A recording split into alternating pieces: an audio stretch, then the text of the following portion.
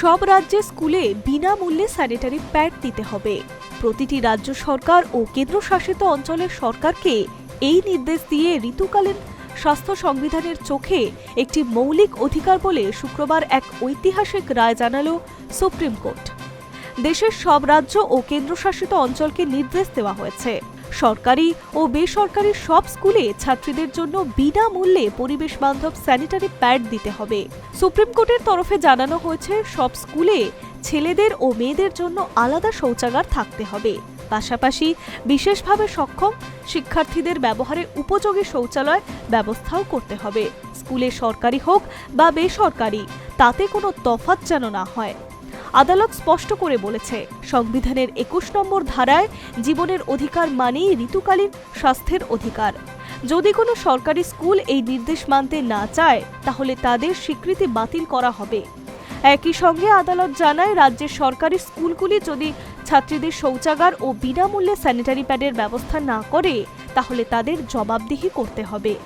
এই মামলাটি দায়ের করেছিলেন জয়া ঠাকুর। ২০২৪ সালে ১০ই ডিসেম্বর করা জনস্বার্থ মামলা তিনি দাবি করেছিলেন, দেশের সব স্কুলে কেন্দ্রের ঋতুকালীন স্বাস্থ্যবিধি কার্যকর করতে হবে, যাতে ষষ্ঠ থেকে দ্বাদশ শ্রেণীর ছাত্রীদের সারা দেশে একই সুবিধা পাওয়া যায়।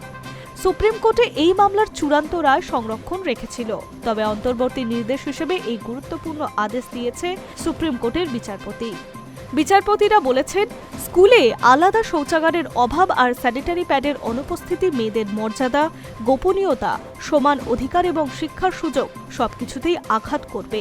এটা কোনো দয়া বা স্বেচ্ছানীতির বিষয় নয়, বরং সরাসরি সংবিধান থেকে আসা অধিকার। আদালত জানায়, মেয়েদের জন্য শৌচাগার ও মানসিক স্বাস্থ্য সামগ্রী না থাকলে সংবিধানের ১৪ নম্বর ধারায় সমতার অধিকার, ২১ নম্বর ধারায় জীবন ও মর্যাদার অধিকার এবং ২১ নম্বর ধারায় বিনামূল্যে তা বাধ্যতামূলক শিক্ষার অধিকার সবই লঙ্ঘিত হয়।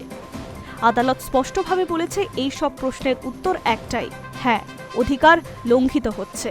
বেঞ্চ আরও বলে, ঋতুকালীন স্বাস্থ্য ব্যবস্থার অভাব শিশুকন্যার মর্যাদাকে খর্ব করে এবং তাকে সমাজের সমানভাবে কাজে নেওয়ার অংশ থেকে দূরে সরিয়ে রাখে। সমতা মানে শুধু আইনগত সমতা নয়, বাস্তবে একই সুযোগ পাওয়া। আর সেই সুযোগ নিশ্চিত করতে হলে রাষ্ট্রকেই মেয়েদের সামনে থাকা বাধাগুলোকে সরাতে হবে। আদালতের মতে, মর্যাদা মানে এমন জীবন যেখানে অপমান, বঞ্চনা বা অকারণে কষ্ট নেই। এর সঙ্গে গোপনীয়তার পারস্পরিকভাবেও জড়িত। তাই রাষ্ট্রের দায়িত্ব শুধু গোপনীয়তা ভাঙা থেকে বিরত থাকা নয়, বরং সক্রিয়ভাবে এমন ব্যবস্থা নেওয়া উচিত যেটা রক্ষা পায়। আদালতের তরফে ৩টি বাধ্যতামূলক নির্দেশ দেওয়া হয়েছে। প্রথমত, সব রাজ্য ও কেন্দ্রশাসিত অঞ্চলকে নিশ্চিত করতে হবে প্রত্যেক স্কুলে ব্যবহারযোগ্য আলাদা শৌচাগার থাকবে এবং সেখানে পর্যাপ্ত জল থাকবে।